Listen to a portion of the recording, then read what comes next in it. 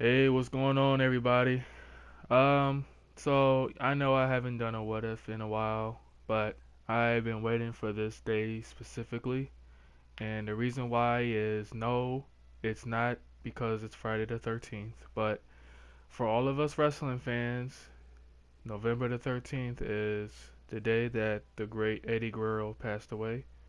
And can you believe that it's been 10 years already? I was 11 years old when he passed away. So, I wanted to do a what if on his 10-year anniversary, of his passing. On what if Eddie Guerrero never died. Now, in terms of what would happen, I'm pretty sure a lot of you know where I'm going with this.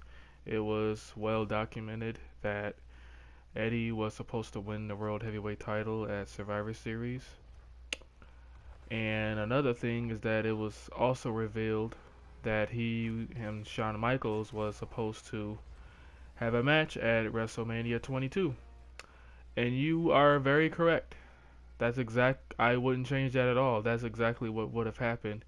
But I think what would have happened first with his title reign was he probably would have held it till around January, and because Shawn Michaels did not want to go to SmackDown anyway, because that's what Vince wanted to do, because Shawn Michaels never wanted to go to SmackDown in the first place, I think that Shawn would have interfered with the Eddie's title reign. He probably would have cost him. There's a good chance maybe Kurt Angle would have still won it.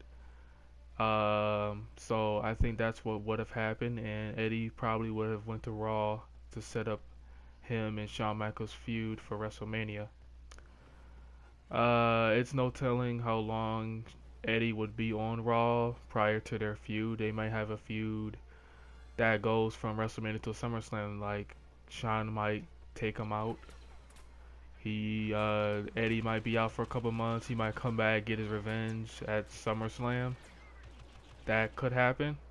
That's what I think probably should happen. Cause keep in mind at this time, Eddie Guerrero is 38, 39 years old. He was 38 when he passed away. So Eddie Guerrero is pretty up there in age at this point. So I think that's probably what would have happened is he would have had a feud with Shawn Michaels that would have stretched all the way to SummerSlam.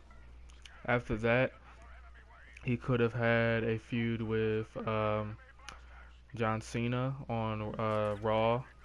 That could have happened because this was during a time where John Cena was doing his 1 year reign with the title.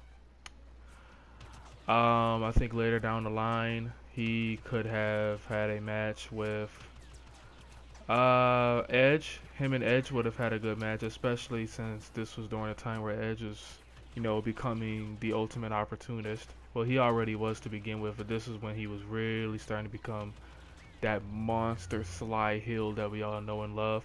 Him and Eddie could have won, because that's what Edge always reminded me of was Eddie. He was always like this sneaky guy. He always cheated at the right moments. I think they could have had a nice match. Who knows? It could have been at WrestleMania. It could have been for a title. It's really hard to speculate, but I think somewhere down the line he would have had a match with Edge. It would have been a great match. Now, with the presence of Eddie, um, actually no, I'm gonna actually save that till later. I'm gonna finish this up. Now it's hard to tell how long he would be still wrestling. My guess is he would retire around 2009, 2010-ish.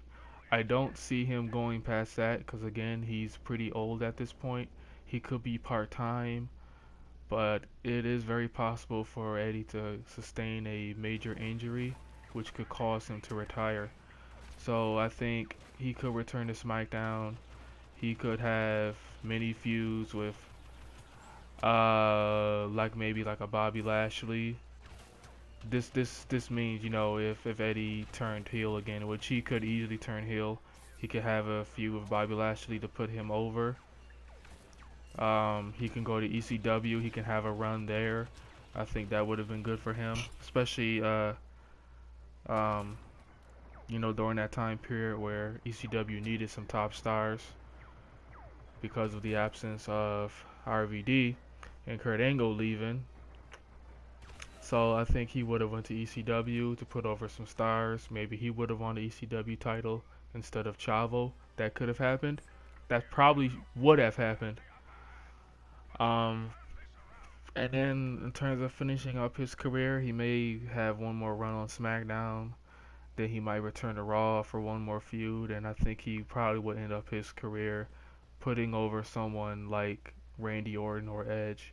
It'll probably be one of those two. I think probably will be Randy Orton since 2009, that 2008, 2009. That's when he was, on the top with the WWE title. I think that would have been a good way for him to go out, put over Orton that way. So now let's get to the part where let's talk about some of the negatives. And there's a couple. I know what you're thinking. Well, how could that be negative? Eddie Guerrero never died. Well, what I was alluding to earlier before I had to stop myself is Rey Mysterio. Now it hasn't really been confirmed, but I'm pretty sure he won that world title because of, his relationship with Eddie, and he was really devastated. So I think with Eddie Guerrero never dying, there's a good chance Rey Mysterio would have never won that title in the first place. It could have been Randy Orton instead of him. Now, if my memory serves me right, around that time, I think it was a little after WrestleMania in 2006, which was WrestleMania 22, Randy Orton had that steroid thing. So he could have won the title. Kurt may have retained the title if he had won it in the first place after Eddie dropped the title to fight with Shawn Michaels. That could have happened. Now there's still a chance that Ray would have won the title, but it's really hard to tell. It's still up in the air. So I'm just gonna leave it at that.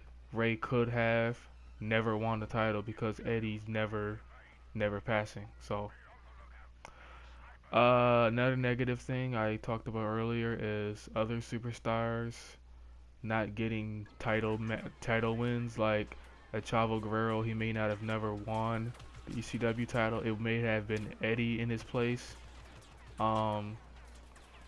Again, that could be a good or bad thing.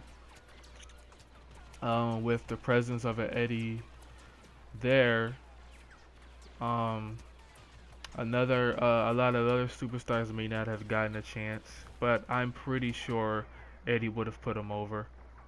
He was never known as a guy who was very selfish. He was very willing to put people over. So that's really all the negatives that I can think of. Now let's get to the positives, and I mean, obviously Eddie never dies. I think in the year 2015, 2016 maybe, he may be inducted into the Hall of Fame at this point. Now there's this one big thing that could have happened with Eddie being alive, and that's with Chris Benoit. Now, it's been said that Chris went mentally insane after the passing of Eddie. He was so devastated. He started, writing him letters and stuff like he was still alive. He never really got over his death to begin with. So with Eddie being there, there's a chance that Chris may not have never killed Nancy and his son. There's a chance. Now, he could have been in a situation where maybe Chris had to realize, hey, maybe something's wrong with me. Maybe I should go see a doctor. And, if there's anybody he would tell that to, it would be Eddie.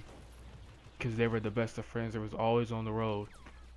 So, I think there is a good chance that Chris Benoit may not have never killed he's never killed his family. Now, there's still a chance he may have still done it, but I don't think it would have happened June 24th, 2007. I think if he would have still done it, it would have been much later.